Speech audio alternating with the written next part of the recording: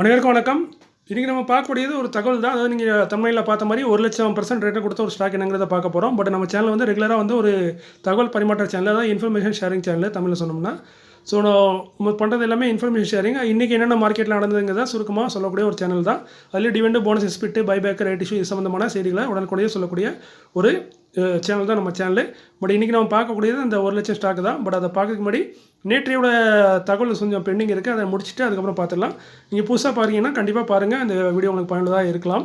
அதுமாதிரி நீங்கள் அந்த 1,00,000% ரிட்டர்ன் கொடுத்த ஸ்டாக் தான் பார்க்கணுன்னா கொஞ்சம் ஸ்கிப் பண்ணி பாருங்கள். நான் வெறும் அந்த நியூஸ் அந்த தகவலை மட்டும் ஃபஸ்ட்டு சொல்லிடுறேன்.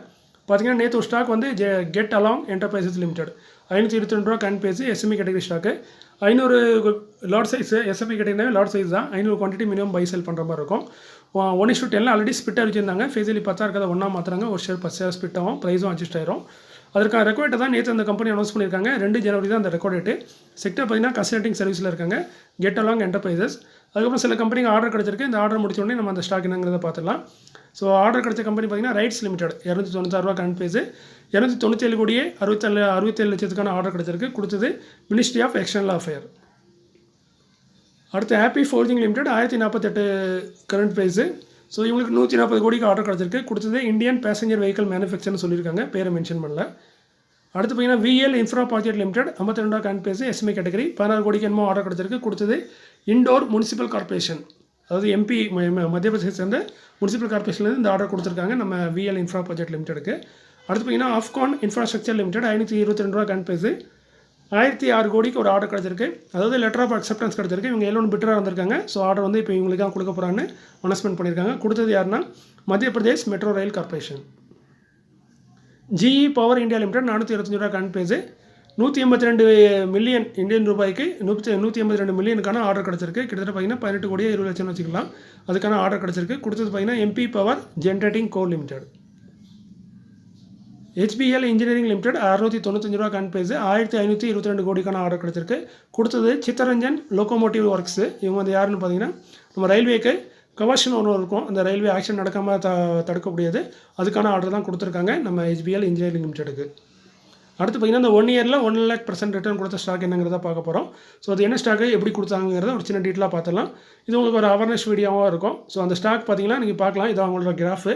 ஸோ கிராஃபில் பார்க்கலாம், கிட்டத்தட்ட ஜனவரியில் வெறும் 3 ரூபா 2 ரூபா கிட்ட இருந்துச்சு. இப்போ டிசம்பரில் பார்த்தீங்கன்னா கிட்டத்தட்ட 2000 ரூபாய்க்கு வந்திருக்கு.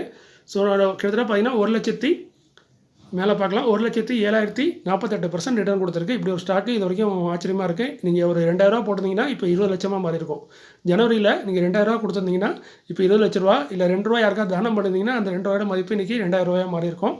ஸோ இவ்வளோ பெரிய ரிட்டர்ன் கொடுத்த ஸ்டாக்கு. ஸோ இது நிறைய பேர் கேள்விப்பட்டிருப்பீங்க, கேள்விப்படாமல் இருக்கலாம். அந்த கம்பெனி என்னென்னு பார்த்தீங்கன்னா ஸ்ரீ அதிகாரி பிரதர்ஸ் டெலிவிஷன் நெட்வொர்க் லிமிடெட். இதுதாங்க அந்த கம்பெனி. இவங்க என்னென்னு பார்த்தீங்கன்னா ஃபுல் அண்ட் ஃபுல் மீடியாவில் இருக்காங்க. அதாவது சீரியல்ஸ்லாம் தயாரிக்கிறாங்க, படம் வந்து தயாரிக்கிறாங்கன்னு நினைக்கிறேன்.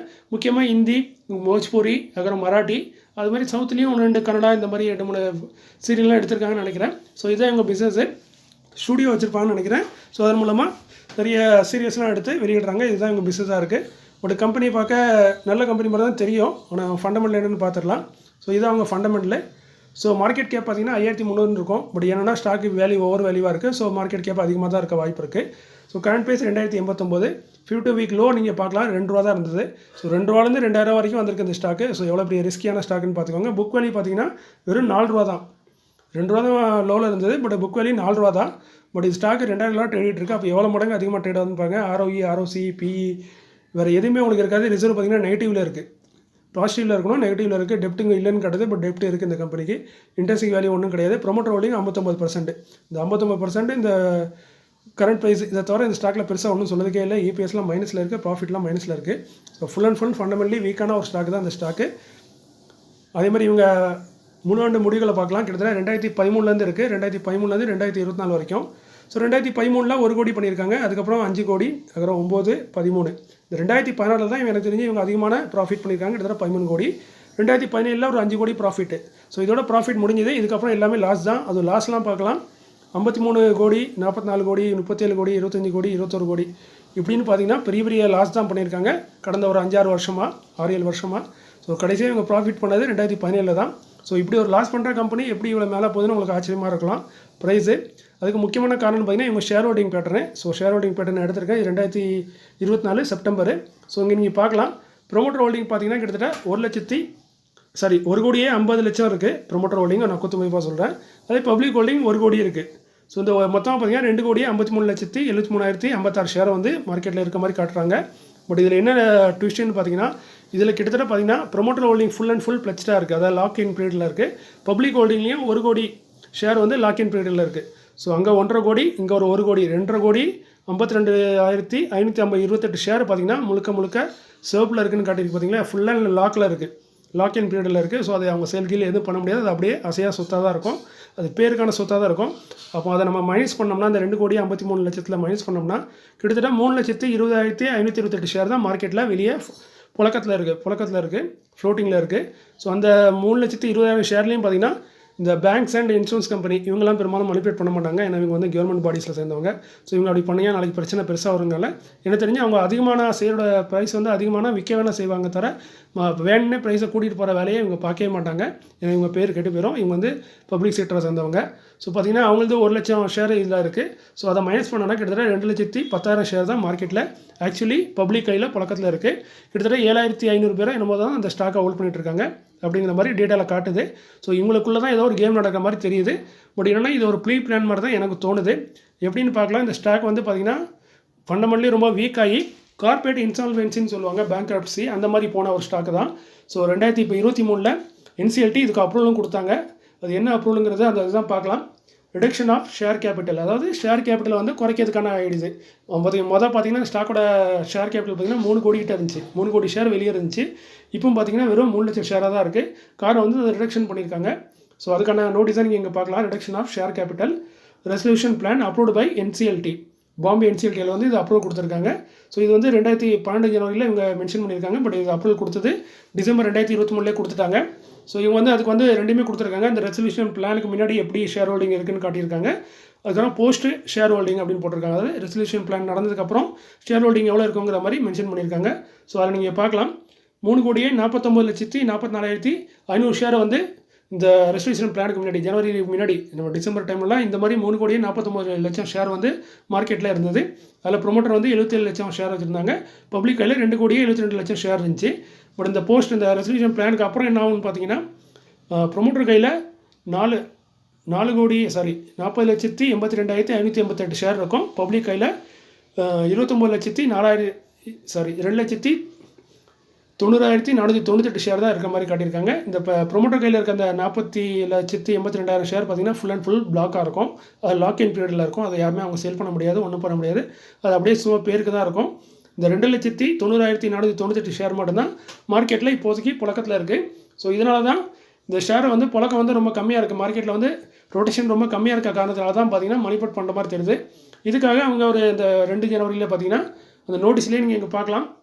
ஷேர் கேபிட்டல் வந்து ரிடக்ஷன் பண்ண போகிறாங்க. அது என்ன அர்த்தத்தில் பண்ணுறாங்கன்னு பார்த்தீங்கன்னா 100 ஷேருக்கு 1 ஷேர், அதாவது ஃபேஸ் வேல்யூவாக 10 ரூபா இருக்கிறத 10 பைசாவை மாற்றுறாங்க. ஸோ 10 பைசாவை மாற்றி 100 ஷேருக்கு 1 ஷேர் வந்து 10 ரூபா ஷேரை இஷ்யூ பண்ணுற மாதிரி. அதாவது நீங்கள் 100 ஷேர் இந்த வந்து ஜனவரிக்கு முன்னாடிலாம் இந்த ஷேரை வந்து 1 ஷேர் வச்சுருந்தீங்க, 100 ஷேர் வச்சுருந்தீங்கன்னா உங்களுக்கு ஒரே ஒரு ஷேர் தான் கிடைக்கும் ஜனவரிக்கு அப்புறம் அப்படிங்கிற மாதிரி சொன்னாங்க. அந்த ரெக்கார்டும் அனௌன்ஸ் பண்ணாங்க. அதுக்காக அவங்க ஃபிக்ஸ் பண்ண ரெக்கார்டு பார்த்தீங்கன்னா ஜனவரி 24, 2024 தான் ரெக்கார்டு ஃபார். அந்த டைமில் என்ன பண்ணுவாங்கன்னா ஃபஸ்ட்டு இருந்த எல்லா ஷேரையுமே அவங்க எக்ஸ்டிக்யூஸ் பண்ணிடுவாங்க, அதை அழிச்சிருவாங்க. முதல்ல இருந்த 3 கோடி ஷேரையும் அழிச்சிட்டு புதுசாக என்ன பண்ணுவாங்கன்னா 100 ஷேர் வச்சுருக்கவங்களுக்கு 1 ஷேர் வந்து புதுசாக அலாட்மெண்ட் பண்ணுவாங்க. அதை தான் அவங்க சொல்லியிருக்காங்க இந்த இதில். ஸோ இங்கே கூட பார்க்கலாம். இந்த டேட் பார்த்தீங்கன்னா ரெக்கார்ட் டேட்டு 24 ஜனவரி 2024 தான் ex-date. Resolution plan suspension. So இதை பார்க்கலாம். இது 2024 அப்புறம் அந்த ஸ்டாக் வந்து ஆக்சுவலி ட்ரேடே ஆகலை. அதுக்கப்புறம் திரும்ப ரிலீஸ் பண்ணாங்க. நீங்கள் இங்கே பார்க்கலாம். இது வந்து ஸ்டாக்கோட மேக்ஸிமம் சார்ட் எடுத்திருக்கேன். ஸோ நீங்கள் இங்கே பார்க்கும்போது பார்த்தீங்கன்னா கிட்டத்தட்ட ஒரு 1995 ஸ்டாக் வந்து லிஸ்டடாக இருக்குது. பட் நீங்கள் இது வரைக்கும் அந்த ஸ்டாக் வந்து அதிகபட்சம் போனது பார்த்தீங்கன்னா ஜனவரி 2016 பார்த்தீங்கன்னா கிட்டத்தட்ட 265 ரூபா தான் போச்சு. அந்த 2016 265 ரூபா போனதுக்கும் காரணம் இருக்குது.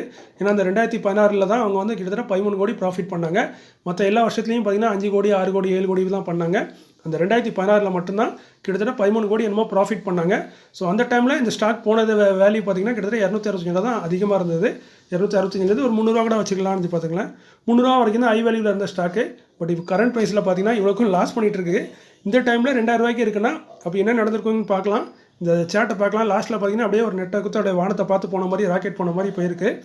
இதுக்கு முக்கிய காரணம் அங்கே நடந்த மணிப்புலேஷன் தான்.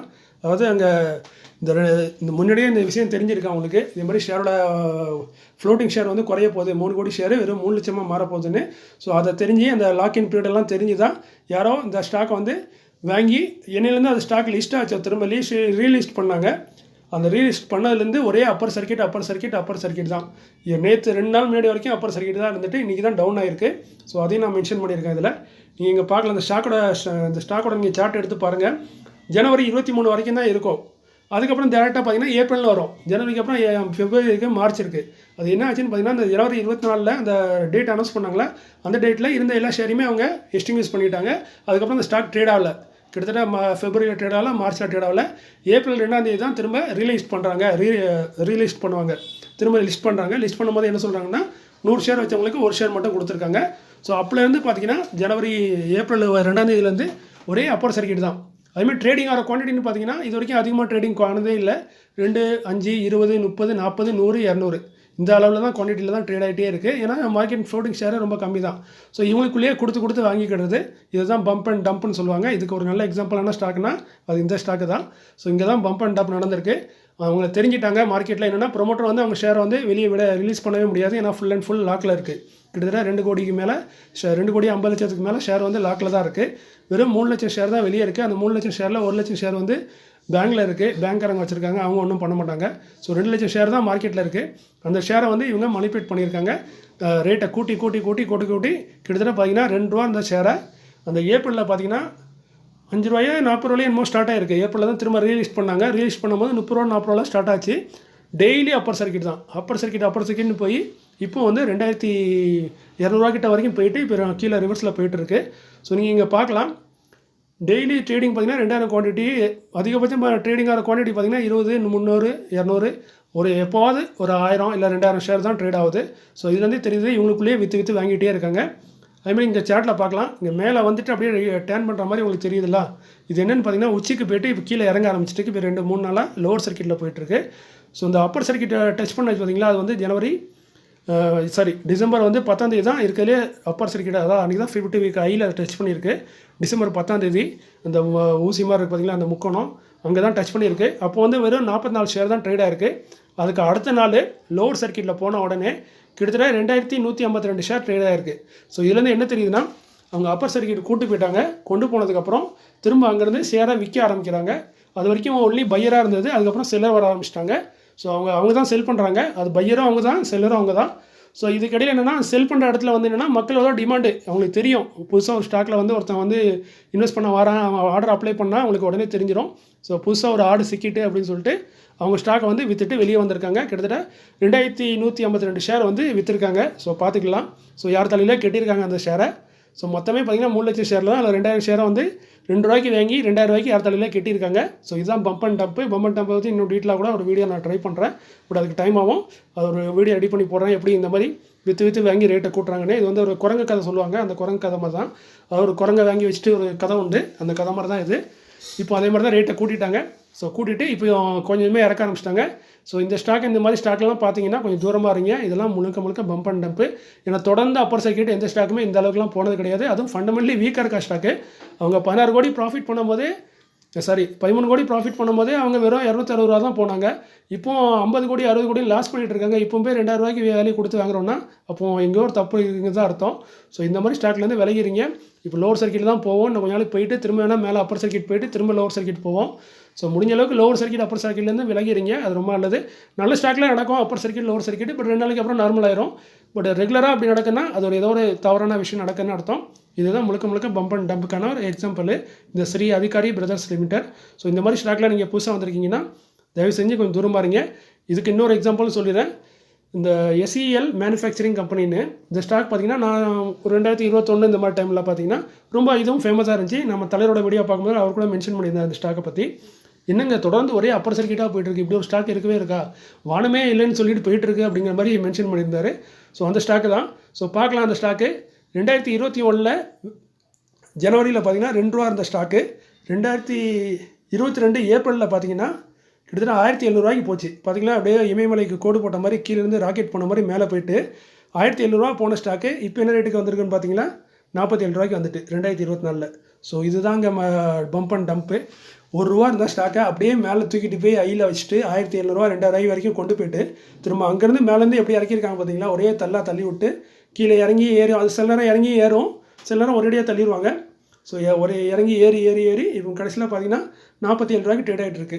ஸோ நீங்கள் 1700 இல்லை 1300 இல்லை 1000 ரூபாய்க்கே வாங்கியிருந்தாலும் இன்றைக்கி உங்களோட ரிட்டர்ன் பார்த்தீங்கன்னா கிட்டத்தட்ட 99% லாஸில் இருந்திருப்பீங்க. ஸோ இந்த மாதிரி ஸ்டாக் வந்து நிறைய இருக்குது, அப்பப்போ வரும் மார்க்கெட்டில். இதெல்லாம் அவங்களுக்கு ஓரளவுக்கு தெரிஞ்சு தான் பண்ணுறாங்க. அவங்களுக்கு அதனால தெரிஞ்சிருக்கு இதில் வந்து ப்ரொமோட்டர் செல் பண்ண முடியாதுன்னு. ஸோ அதனால தான் உள்ளே புகுந்து விளாண்டுருக்காங்க நல்லா. ஸோ விளாண்டு இப்போ நல்லா சம்பாதிச்சிருப்பாங்கன்னு நினைக்கிறேன். இப்போ ஸ்டாக் லோவர் சர்க்கிட் போயிட்டே இருக்குது. இன்னும் கொஞ்ச நாள் ரோலர் சர்க்கிட் போய்ட்டு திரும்ப அப்பர் சர்க்கிட்டும் போவோம், திரும்ப லோவர் சர்க்கிட்டும் போவோம். ஆனால் நாளைக்கு வந்து இந்த ரிசல்ட் வந்து இப்படி தான் இருக்கும்.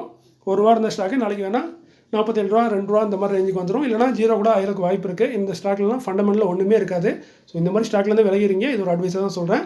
ஸோ அந்த நண்பரும் கேட்டார், அதுக்காக இதை மென்ஷன் பண்ணியிருக்கேன். ஸோ இன்றைக்கி வீடியோவில் கொஞ்சம் அதிகமாக பேசியிருந்தேன்னா மன்னிச்சிருங்க. நான் உங்களுக்கு புரிய வைக்கணும் தான் இவ்வளோ பேசுகிறேன். ஸோ மீண்டும் ஒரு நல்ல காலையில் உங்களை சந்திக்கிறேன். இப்படிக்கு உங்களில் ஒருவன். நன்றி, வணக்கம்.